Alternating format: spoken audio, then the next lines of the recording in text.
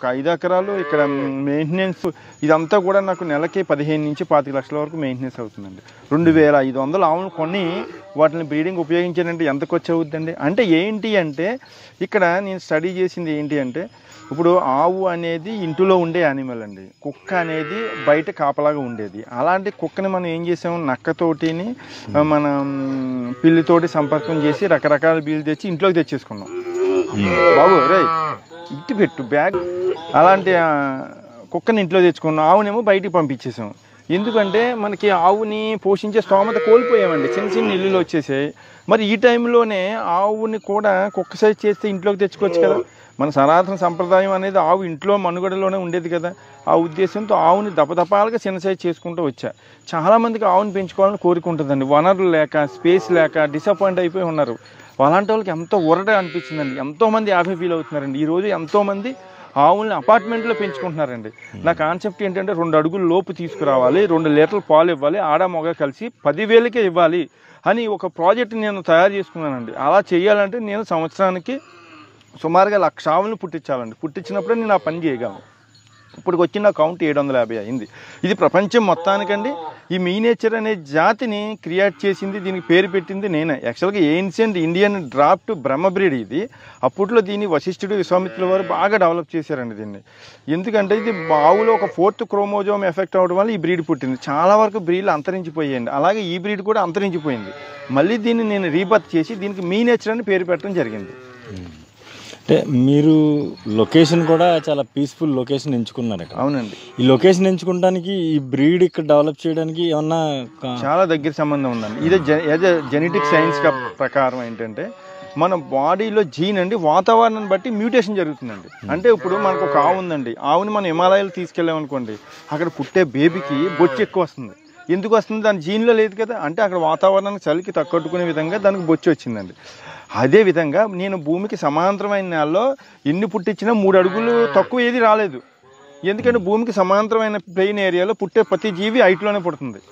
దాన్ని మళ్ళీ మ్యూటేషన్ మార్చాలని కొండల వారికి తెచ్చానండి. ఎందుకంటే కొండల వారిని పుట్టే ప్రతి జీవి కూడా పొట్టిదే పుడుతుంది, చిన్న కాళ్ళు ఇట్టుకుని పుడుతుంది. ఎందుకంటే కొండ ఎక్కాలంటే పుట్టడం వల్ల సాధ్యం అవుతుంది, అది నేచర్.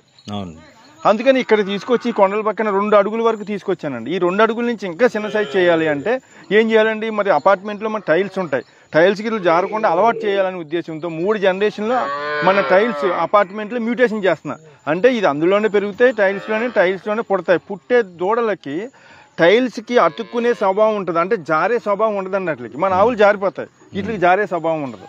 అలాగే వీటిని 4 వేరియంట్లు చేశానండి. ఒకటి గ్రౌండ్ వేరియంట్, రెండోది హార్డ్ సర్ఫేస్ గట్టినాలను జీవించే విధంగా, మూడోది స్మూత్ సర్ఫేస్ అంటే టైల్స్ మీద కూడా జీవించే విధంగా, నాలుగోది మైక్రో అంటే మరీ చిన్నది 1 ఫీట్ లోపే ఉంటుంది. ఎందుకంటే కొంతమంది అడిగారు, నేను 10 అంతస్తులో ఉంటాను, 15 అంతస్తులో ఉంటాను, వాళ్ళ కోసం అని ఇది మైక్రో సైజులు చిన్నవండి. ఇవన్నీ కూడా ఈ 1 ఫీటే ఉంటాయి. హైయెస్ట్ మ్యాక్సిమం 12 అంగుళాలు 13 అంగుళాలు మించి ఉండవు. ఓకే, ఇది వాళ్ళకి అవసరానికి తగ్గట్టుగా. ఎందుకు ఇలా చేసామంటే ఇప్పుడు మనం అన్నీ చేయలేదా, ఒక ఎకరం నేలలో పండించే పంటలనేమో మనం డాబా మీద పండించేస్తున్నాం, ఒక పెద్ద చేపల చెరువులో పండించేదేమో అక్వేరియంలో పండిస్తున్నామా, పెద్ద చెట్టునేమో చిన్న చెట్టు చేసి మన బోన్సాయి అని చెప్పి కుండీలో పెంచుకుంటున్నాం. మరి అలాంటప్పుడు ఆవును చిన్న సైజ్ చేస్తే తప్పేమొచ్చింది. నేను కూడా ఇన్ బ్రీడ్ చేశాను కదా, యానిమల్ టు యానిమల్ చేశాను కదా, అవుట్ బ్రీడ్ అయితే చేయలేదుగా. అవుట్ బ్రీడ్ అంటే ఏంటంటే ఇప్పుడు మనకి చేసిందని జెర్సీ హెచ్ఎఫ్ ఎలా సృష్టించారు, ఒక గాడిదికి గేదెకి గుర్రానికి సంపర్కం చేసి పుట్టించారు, దాన్ని జెర్సీ హెచ్ఎఫ్. నేను ఆవు నుంచి ఆవుకి దప్పదప్పాలుగా సైజ్ తగ్గించుకుంటూ వచ్చా. ఎందుకంటే మన అవసరాలు తగ్గట్టుగా. భవిష్యత్తు జనాలకి ఆవు అనేది ఉండదండి. ఆవుకి రక్షణ కల్పించాలంటే నేను ఇదొకటి. ఇప్పుడు ప్రతి ఆవు కూడా కొంత వెయిట్ ఉంటే మినిమం 65,000 నుంచి 1,50,000 వరకు బీ ఫ్యాక్టరీ వాళ్ళు పట్టుకుపోతున్నారు. ఆవుకి అనేది రక్షణ లేదు. ఆవును రక్షించాలంటే ఆవును చిన్న సైజ్ చేయాలనిపించింది నాకు, అందుకని చిన్న సైజ్ చేశా. బాగుంది మీ ఆలోచన. అయితే ఇప్పుడు జనరల్గా మనుషుల్లో చూసుకుంటే మర్రుగుజ్జు పొట్టిగా ఉంటారు. ఇప్పుడు ఆ బ్రీడ్ అనుకోవచ్చా ఇలాగా, దానికి దీనికి మనిషికి ఒక క్రోమోజోమ్ ఎఫెక్ట్ అవడం వల్ల డ్రాఫ్ట్ పుడతారు, ఆవుకి 4th క్రోమోజోమ్ ఎఫెక్ట్ అవడం వల్ల డ్రాఫ్ట్ పుడుతుంది. అదే ఈ బ్రీడ్. చూడండి అది ఎంత ఫ్రెండ్లీగా ఉందో, మిమ్మల్ని టచ్ చేస్తుందన్నమాట, ముద్దెట్టుకోవడానికి. ఈ హ్యూమన్తో అటాచ్మెంట్ ఉంటాయండి, మనుషులతోటే వీటికి అలవాటు. అదే పెద్ద ఆవులు అయితే ఎలా ఉంటాయండి, ఆవులతో ఉంటాయి. ఇవి అట్లా కదండి, మనతో పాటు కుక్క పిల్లలాగా మనతో సహజీవనం చేస్తూ ఉంటాయి. పొంగునూరు ఆవు అనేది పెద్ద ఆవుతో ఈక్వల్ అండి. అది 3 అడుగులు దాటే ఉంటుంది. అది ఆంధ్ర రాష్ట్ర బ్రీడ్. అది ఎప్పుడు బయట కట్టుకునేది, అది ఇంట్లో తెస్తే ఉండదండి, జారిపోద్ది, దానికి ఇబ్బందులు అవుతాయి, ఇంజురీస్ అవుతాయి. ఇది ఇంట్లో పెరిగే యానిమల్.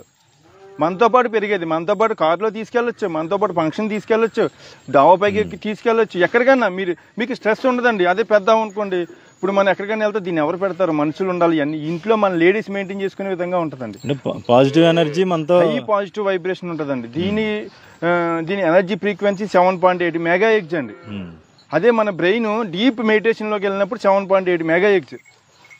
అందుకే కదా నేను కవ్వగ్ అనేది క్రియేట్ చేసిన ఆవుని ఎప్పుడైతే 10 minutes మనం హగ్ చేసుకున్నామో మన బ్రెయిన్ 7.8 మెగాహెర్ట్జ్కి వెళ్తుంది. అంటే వన్ డే ఈ హిమాలయాలు డీప్ ఫారెస్ట్లోకి వెళ్ళి మెడిటేషన్ చేస్తే ఎంతో ఒక 10 minutes ఆవును పట్టుకుంటే మన బ్రెయిన్ ఆ స్టేజ్కి వెళ్తుందండి. ఎప్పుడైతే మన బ్రెయిన్ ఆ స్టేజ్కి వెళ్ళిందో మన యువతకి క్రియేటివ్ మైండ్ అనేది డెవలప్ అవుతుంది. భవిష్యత్తులో ఏదో సాధించాలనే తపన ఉంటుంది. అందుకే కదా మన పూర్వీకులు కాదు, మన దేవతలే కాదు, అందరూ కూడా ఆవుతోటే ప్రారంభించారు అన్ని కార్యక్రమాలు. మరి గృహప్రవేశాలకు ఆవుని ఎందుకు తీసుకెళ్తామండి? ఎందుకంటే భూమికి ఒక స్ట్రెస్ ఉంటుందండి, దాన్ని జియోపతిక్ స్ట్రెస్ అంటారు. అది 7.8 మెగాహెర్ట్జ్.